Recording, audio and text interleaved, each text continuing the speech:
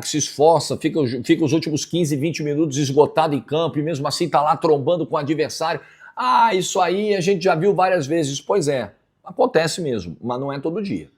E não num jogo dessa importância e com essa carga de drama que tinha o jogo de ontem a partir de determinado momento. O que faz o Igor Jesus já ao longo da temporada, de março para cá, né? A gente tem que apagar os 2 primeiros meses do ano porque eles simplesmente não existiram para o Botafogo, porque o Botafogo não quis que esses 2 primeiros meses existissem. Olha que tinham 2 finais ali, uma final nacional e uma final internacional para jogar. Ah, não precisa. Enfim, então a gente só pode avaliar o ano do Igor Jesus a partir do jogo contra o Palmeiras no final de março. O jogo da estreia do Campeonato Brasileiro, quando começou a temporada, né? E o Botafogo não tinha nada, não tinha técnico, não tinha time, não tinha projeto, não tinha elenco, não tinha diretoria, não tinha nada. Tinha nada. É um ano extraordinário do Igor Jesus. De participação coletiva, de importância para a dinâmica do time, de encaixe para esse ataque, de envolvimento com os demais jogadores em campo, de lucidez, de clareza, de gols também, e gols decisivos, como o de ontem. É um senhor ano. Não sei como vai ser no meio do ano, como vai ser a janela, né? Como vai ser depois que o Mundial de Clubes terminar, né? O assédio de clubes lá fora, a necessidade do Botafogo de fazer caixa, mas o que faz o Igor Jesus até aqui é digno, sim, de debater convocação para a seleção brasileira. Vamos para Botafogo e Universidade de Chile. Meu Deus do céu, o Botafogo gosta de jogar sempre o game no nível hard. Tá difícil aqui? Dificulta mais um pouquinho. Piora o nível aí do negócio. É assim que o Botafogo vive. E esse Botafogo, ele tá se acostumando não só a vencer, esse núcleo, né? Esse Botafogo que eu falo é esse núcleo aí que foi campeão ano passado. Ele tá se acostumando a vencer mais do que jogos, vencer batalhas. É impossível deixar de lembrar da final da Libertadores do ano passado, quando o Botafogo perde um jogador com 40 segundos e vence o jogo. E vai para o intervalo vencendo por 2-0. Não tem paralelo na história das finais relevantes, finais de grande porte. Você não encontra paralelo àquilo que o Botafogo fez no ano passado. E ontem, o Jair é expulso cedo. Não aos 40 segundos, não tão cedo quanto naquela final da Libertadores da América, mas aos 27. Um pouquinho depois da metade do primeiro tempo. E muitas coisas se repetem do que aconteceu em 30 de novembro de 2024. Os jogadores se reúnem, se agrupam e vão se reposicionando ali em campo.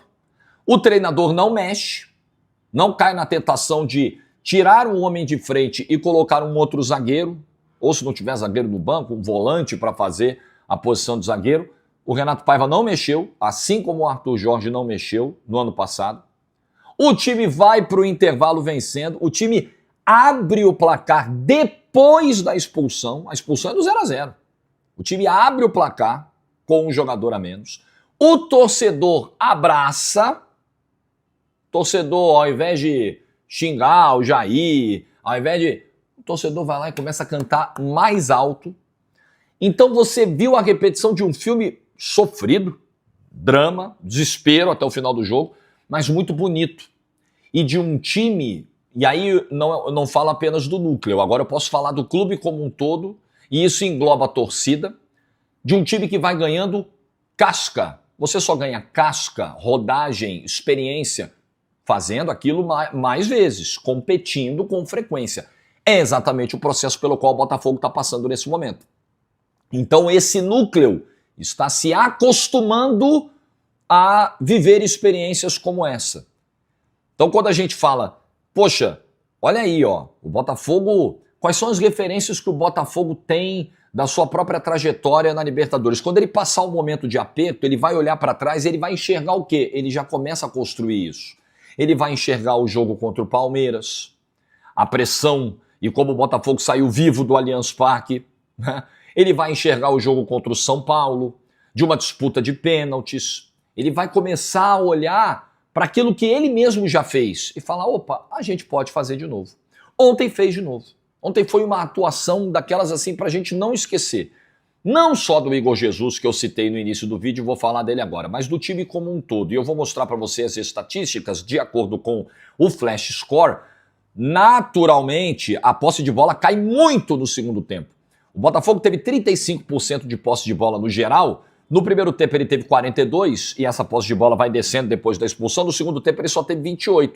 Claro, a Laú foi para dentro. Teve domínio territorial, tinha superioridade numérica em campo, ganhava duelos de espaço e isso dificultava muito a vida do Botafogo, que precisava esticar a bola, que precisava ser mais rápido, mais reativo, puxar contra-ataques, porque era o que restava a ele depois da expulsão do Jair. Mesmo assim, o Botafogo finalizou 15 vezes no jogo, a maioria do segundo tempo. Veja, com menos posse, mais cansado, o Botafogo finalizou mais no segundo tempo do que no primeiro tempo. Enfim, o Flash Score acompanha a Libertadores, faz o acompanhamento de todos os jogos, placar ao vivo, estatísticas em tempo real. Vai lá, conhece, baixa. É um aplicativo que a galera tá adorando baixar. Eu deixei o link na descrição. Tem também no comentário fixado, deixei hoje, para facilitar também. E na loja de aplicativos você baixa Flash Score. Vai lá na lojinha do Android ou da Apple e baixa agora o app que eu recomendo e que eu uso aqui nas minhas análises. Aqui em cima, agora eu não erro mais o lado. Flash Score. Quando eu digo que foi uma atuação histórica, o Gregory vai para a zaga e faz uma partidaça. O Barbosa, que está num processo de volta de lesão, faz um jogo seguro, muito bom. O Alan entrou bem. O Alex Telles saiu esgotado de tanto que correu. O Vitinho, que a galera pega muito no pé. E com razão, não tô criticando a galera não. Foi bem o Vitinho, uma bela partida do Vitinho. Cuiabana, que eu acho que ontem tecnicamente destoou um pouquinho.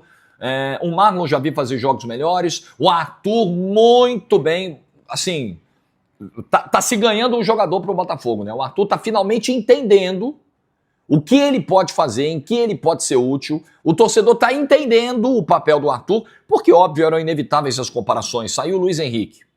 Saiu um cara que foi muito fora da curva no título do Botafogo, nos títulos do Botafogo no ano passado.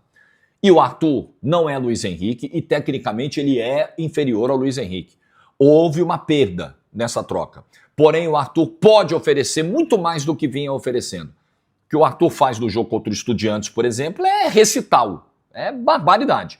Ontem, de novo, uma partida muito boa do Arthur. Enfim, os jogadores do Botafogo ontem mostraram um nível de comprometimento, de caráter, de equilíbrio emocional, de maturidade para lidar com aquela situação que somente um clube que já chegou no topo, que tem essa casca ou que vai criando essa casca, eu acho que ela ainda é no estágio inicial do Botafogo, somente uma equipe nessas condições consegue fazer o que o Botafogo fez ontem. O Botafogo jogou até o limite, né? Se tomasse um gol, ele estava fora da Libertadores da América, na primeira fase da competição. Por culpa dele, né? Dos seus próprios erros, pelos 2 meses que jogou fora de pré-temporada. É um risco que o Botafogo, para a gente não chegar aqui agora e esquecer. Ah não, classificou, agora tá tudo bem. Não vamos esquecer que John Textor jogou fora os 2 primeiros meses do ano, 2 possibilidades de título em fevereiro, correu o risco de novo de ficar fora da Libertadores. É porque pegou os 2 últimos jogos em casa, pegou um grupo de times ruins, o Estudiantes é fraco, a Laú é fraca, o Carabobo é desprezível do ponto de vista técnico. Aliás, a Laú vai lamentar muito o empate com o Carabobo lá na Venezuela. São os 2 pontos que estão faltando para eles aí, depois é para critério de desempate. Mas o Botafogo perdeu para esses 2 times lá fora, com todo respeito, jogos que o Botafogo não poderia perder.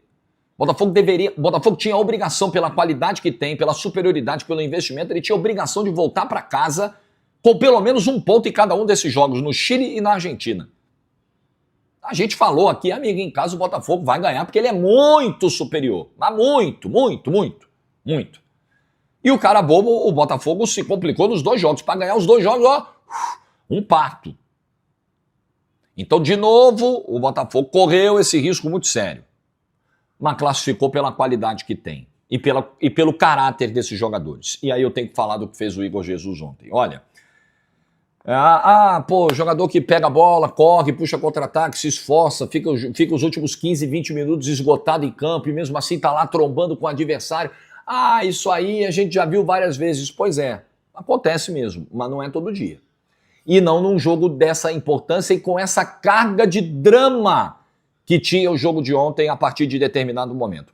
O que faz o Igor Jesus já ao longo da temporada, de março para cá, né? A gente tem que apagar os 2 primeiros meses do ano porque eles simplesmente não existiram para o Botafogo, porque o Botafogo não quis que esses 2 primeiros meses existissem. Olha que tinham 2 finais ali, uma final nacional e uma final internacional para jogar. Ah, não precisa. Enfim, então a gente só pode avaliar o ano do Igor Jesus a partir do jogo contra o Palmeiras no final de março. O jogo da estreia do Campeonato Brasileiro, quando começou a temporada, né?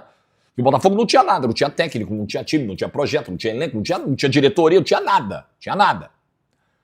É um ano extraordinário do Igor Jesus. De participação coletiva, de importância para a dinâmica do time, de encaixe para esse ataque, de envolvimento com os demais jogadores em campo, de lucidez, de clareza, de gols também, e gols decisivos, como o de ontem. É um senhor ano. Não sei como vai ser no meio do ano, como vai ser a janela, né? Como vai ser depois que o Mundial de Clubes terminar, né? O assédio de clubes lá fora, a necessidade do Botafogo de fazer caixa, mas o que faz o Igor Jesus até aqui é digno, sim, de debater convocação para a seleção brasileira. Ele não foi convocado agora pelo Ancelotti e está longe de eu achar um grande crime isso. Longe, longe. O Ancelotti vai observar mais. Eu tenho certeza que ontem ele achou excelente o que viu do Igor Jesus em campo. Tenho certeza que é um nome que vai estar no radar do Ancelotti. Não é garantia que vai convocar em setembro, mas é um nome que o Ancelotti com certeza já olha e fala, pô, o cara tem um histórico recente na seleção, né, de gol importante na seleção no ano passado e está num momento exuberante. Incrível o que faz o Igor Jesus ontem. A entrega, a dedicação, a importância comovente. Aquela sequência de escanteios que ele arruma no final do jogo, amigo, 47 do segundo tempo, ele já estava morto desde os 28, 30. Ele já não tinha mais condição, ele já caiu no campo. Falei, meu Deus, ele não vai terminar o jogo. E ele terminou o jogo e ainda foi lá arrumando 3 escanteios seguidos na reta final, segurando a bola no campo de ataque, chamando o torcedor. Isso é atuação de idolatria. A atuação do Igor Jesus ontem é daquelas que marcam a passagem de um jogador por um clube. É a atuação de idolatria. Você fala, meu irmão, né, como bom carioca, meu irmão, o que é isso? Incrível, incrível o Igor Jesus, o melhor jogador em campo. Se você perguntasse quem foi o segundo melhor em campo, Igor Jesus. O terceiro, Igor Jesus. Inacreditável, inacreditável. Não é que ele jogou sozinho, mas o que ele faz ontem é fora da curva. Fora da curva. Bom, parabéns aí ao Botafogo classificado. Pote 2, é dor de cabeça. É dor de cabeça. Pote 2, o Botafogo de novo. É dor de cabeça. Dor de cabeça para quem cruzar o caminho do Botafogo, com certeza, nas oitavas de final. Imaginando até que esse time será melhor a partir do mata-mata, se chegarem reforços no meio do ano. Eu estou muito curioso para ver os movimentos de mercado do Botafogo na janela, pela situação atual financeira que a gente ouve falar do John Textor, da holding, né, de clubes que o John Textor comanda e a qual pertence o Botafogo. Estou curioso, estou bem curioso para ver se de fato vai ser uma janela tão impactante quanto a do ano passado, com o Luiz Almada e com o Henrique, jogadores desse porte, desse nível, ou se não será, né? A história do Wendel, tem gente que acredita que de fato foi uma questão geopolítica que impediu, tem gente que acha que faltou grana para o Botafogo, tem gente que acha que o Botafogo desistiu do Wendel para segurar dinheiro para trazer o Cristiano Ronaldo para o Mundial. Eu não tenho nenhuma informação sobre isso. Só achei muito estranho a maneira como o negócio se desfez. O Wendel já estava até no Brasil, já estava até no Rio de Janeiro. Achei muito estranho. Mas vamos ver.